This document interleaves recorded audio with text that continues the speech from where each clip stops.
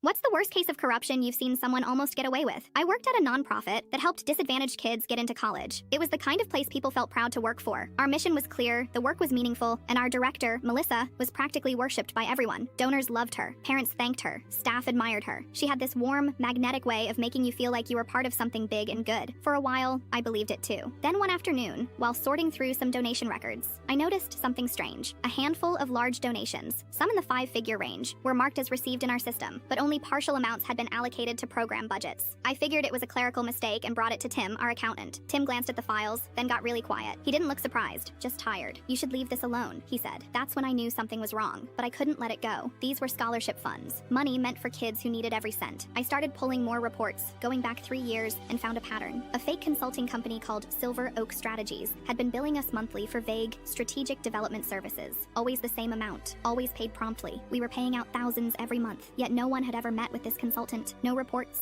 no deliverables, nothing. So I traced it. The company didn't really exist. It was a shell Melissa had created. She was submitting the invoices herself and quietly funneling the money to a bank account in her name. Over 3 years, she'd siphoned off nearly $200,000. I put everything together. Transaction histories, payment authorizations, matching signatures, the incorporation documents for Silver Oak, all of it. Then I scheduled a meeting with the chair of our board. He looked through the documents for about 10 minutes, then sighed. "We know," he said. "We've known for months." My stomach dropped. Turns out the board had uncovered the fraud during a routine audit, but chose to keep it quiet. Their reasoning, going public would mean losing key donors who adored Melissa. They were planning to quietly transition her out at the end of the year, keep things internal, and protect the organization's image. I was stunned. "What about the kids who didn't get scholarships because she stole from them?" I asked. He didn't answer. 2 days later, I anonymously sent the entire file to a local journalist who occasionally covered nonprofit work. I used a burner email, attached everything, and waited. The story broke a week later. The headline was brutal. "Nonprofit director embezzles funds from college access program." Melissa was fired immediately. Criminal charges followed. The fallout was swift. Some major donors pulled out, yes, but new ones stepped in, specifically because we'd taken a stand. Parents, teachers, and even former students came forward to offer support. The worst part? 3 board members were forced to resign after it came out. They'd received small consulting fees from Silver Oak for oversight services. In other words, hush money. It was like watching a house of cards collapse. The nonprofit survived. It was rough for a while, but it rebuilt. New leadership came in. Scholarships resumed. We created stricter financial safeguards and implemented a transparency policy. As for Melissa, last I heard, she took a plea deal and avoided jail time in exchange for restitution and community service. But her career and reputation were over. She almost got away with it. Almost.